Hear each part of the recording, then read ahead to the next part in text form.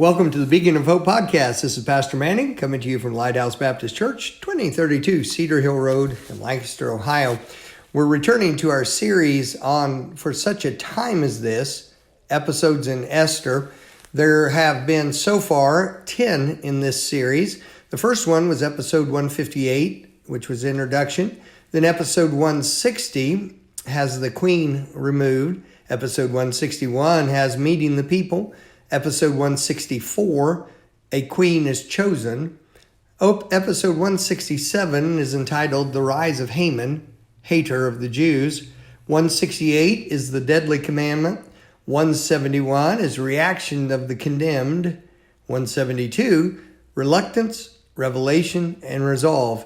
182 is before the king. And then our last one had been episode 184, pride's ugly face. We're going to begin in Esther chapter 6 today. What has happened up to this point is the fact that Esther has found out that there has been a decree signed by this evil man named Haman under the king's authority that on a certain date that all the people in the 127 provinces of this great kingdom may attack the Jewish people. It is very much as it was on what was called Crystal Night under Adolf Hitler's ascendancy to power, when people were allowed to attack the Jewish shopkeepers and homes and beat some of them, kill others, steal their property, and could do so with impunity while Hitler's stormtroopers stood by and watched. And that was done by the Nazi Party, or as it was actually correctly known then, the National Socialist Democrat Party.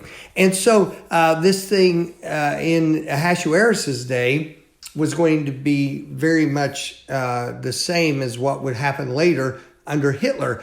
The people were going to be able to, the people of the kingdom were going to be able to turn on the Jewish people, kill them, do whatever manner of thing they wanted to them, and take their goods, and it would be lawfully supported. Well, Esther had appeared at the risk of her own life. She had appeared before the king and asked if she could meet with the king and with Haman. She did so, prepared a banquet for them, and the king was intrigued by it, and Esther was showing wisdom. She had herself and her maidens, and then her cousin who had raised her, Mordecai, and the Jewish people in Shushan the palace. They had prayed and fasted. And then when Esther did this, she intrigued the king and said, come back. The king says, what do you want? I'll give you anything up to half the kingdom. She said, I want to meet with you and Haman again. And so the king was very, very intrigued by that. And they ended that banquet and went their ways. And Haman, he left out. And boy, he was so excited, very prideful, very arrogant man. And he was so excited that he had been brought into this banquet with just the king and Esther. And he was going along, but then he saw something that totally upset him and ruined his happy day, as it were. And that was Mordecai, the Jew, Esther's cousin that had raised her like a father. Mordecai was sitting in the gate of the king, and he did not bow to Haman as he came by. And Haman was just so upset about this, and it just really bothered him. And then when he got home, he was bragging on himself and bragging on how great he was to his wife Zeresh and to all his friends. And finally, Zeresh brought out this idea, and his friends agreed with it. They said, if Mordecai is bothering you so bad, Haman, you're a very powerful man. You're right under the king. Build a giant gallows and hang him. And they all said, this guy's bothering you. Just kill him. Get rid of him. And boy, Haman said, that's exactly what I do. And he was excited about it. Well, that's what had been going on. And then, so the gallows is being built on which Mordecai is to be killed. The Jews are going to be exterminated.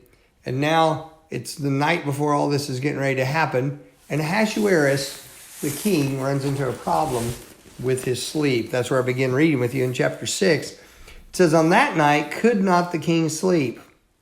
And he commanded to bring the book of records of the Chronicles, and they were read before the king. What this is a history of the kingdom, the day-by-day actions. This happened on this day, and this happened on this day, and this happened at this time. In other words, he brought something very bland to be read to him, maybe to put him back to sleep.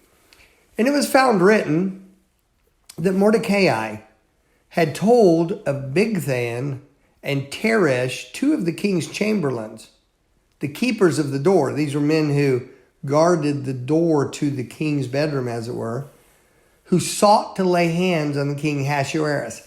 This had been taught about in chapter 2, verses 21 through 23, and we'd covered it in an earlier podcast, that these two men were seeking to assassinate the king, and Mordecai found out about it, sent word to Esther. Esther certified it in Mordecai's name, sent word, and these men were taken in. They were tried, found guilty of plotting assassination of the king, and they were both hanged. So that's what this is talking about. I begin the verse again. It says, it was found written that Mordecai told of Bigthan and Teresh, two of the king's chamberlains, the keepers of the door, who sought to lay hand on the king Ahasuerus. And the king said, what honor and dignity hath been done to Mordecai for this? Then said the king's servants that ministered unto him, there's nothing done for him. And the king said, who's in the court? Now Haman was come into the outward court of the king's house to speak to the king, to hang Mordecai on the gallows that he had prepared for him. You see God's timing in this? Haman's coming in to get permission to hang Mordecai, and the king had just had this read where Mordecai had saved his life. And the king's servant said unto him, behold, Haman standeth in the court. And the king said, let him come in. So Haman came in, and the king said unto him, what shall be done unto the man whom the king delighteth to honor? Now Haman thought in his heart, watch how proud and arrogant this guy is. Watch this. This is amazing.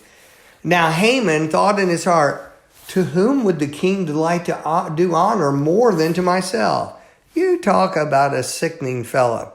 You talk about an arrogant fellow. The king says, I want to honor somebody. And the immediate thought of Haman's heart is, well, who would he want to honor more than me? Boy, that goes to the Bible where it says, pride goeth before destruction, and a haughty spirit before a fall, in Proverbs 16, verse 18. And Haman answered the king. Now, you remember, he's thinking, oh, this is going to be done for me, so he's building this up really good. And Haman answered the king, for the man whom the king delighted to honor, let the royal apparel be brought that the king used to wear, and the horse that the king rideth upon, and the crown royal which is set upon his head. In other words, make him look like the king in every way.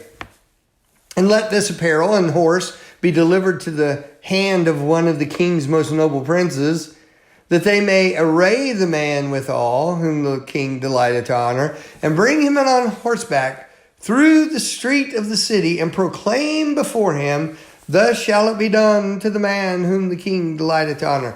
So he said, I'll tell you what you need to do. This is what Haman wanted done for himself, because, of course, the king wants to honor somebody, so Haman figures it must be him, And he says, you give him the clothes that you used to wear. You get your horse. You get the crown. You set him up on there, and you get one of your most powerful servants, and you have him run before this horse and say, this is the man the king wants to honor. He said, that's what you ought to do for this man. Then the king said to Haman, make haste and take the apparel and the horse as thou hast said, and do even so to Mordecai the Jew that sitteth at the king's gate. Let nothing fail of all that thou hast spoken. That is absolutely delicious. It's interesting. I went back and checked. And when Haman had asked permission to exterminate a set of people, actually commit genocide, he had merely told the king, there are people dispersed in your kingdom that are different than everybody else. They're nothing but trouble. And it's not to your profit to keep them in the kingdom, king. They're going to hurt you. These people are after you.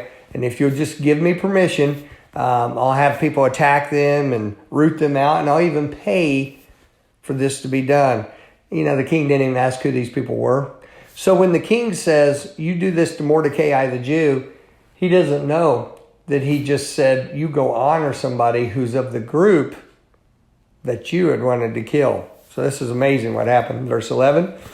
Then took Haman the apparel and the horse and arrayed Mordecai and brought him on horseback through the street of the city and proclaimed before him, thus shall it be done unto the man whom the king delighteth to honor. You know what's absolutely amazing is God set this thing up to where Mordecai, who would not bow down to Haman because Mordecai was a Jew, is now having Haman run in front of him and proclaim how great he is.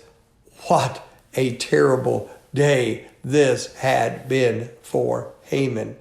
Oh, by the way, in verses 1 through 3, when the people read in the Chronicles of the King and how of the kingdom and how Mordecai had delivered the king. You know, Mordecai had warned Esther earlier when he told her that she needed to go in before the king, and she said, I can't do that. He might kill me because I haven't been asked to come in. And he said, don't think because you're in the palace that your life will be spared. And who knows, God may have raised you up for this time. I'm paraphrasing here. He may have raised you up for this time, for such a time as this. And if you don't speak up, if you altogether hold your peace, he said, God will raise deliverance from another place. This could have been the alternate plan, that if Esther didn't do what she should do, perhaps Mordecai would have been the avenue for deliverance from the Jews. I don't know for sure, but I do know this. God's purpose is going to be accomplished. And the issue is not whether or not God's purpose is going to be accomplished. The issue comes down to this.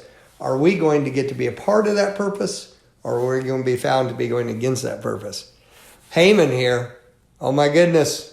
Can you imagine this prideful, arrogant man running through the city, having to proclaim before the man that he hates most of anybody in the world, this is a great man. Look what the king's doing for him. And what happens next is absolutely amazing. You'll have to tune into the next episode of this. And I hope that you'll plan on doing so. If you want to be prepared for that, read Esther 6:12 through 14. And we'll join you again for another installment of For Such a Time as This, episodes in Esther. God bless you and have a great day.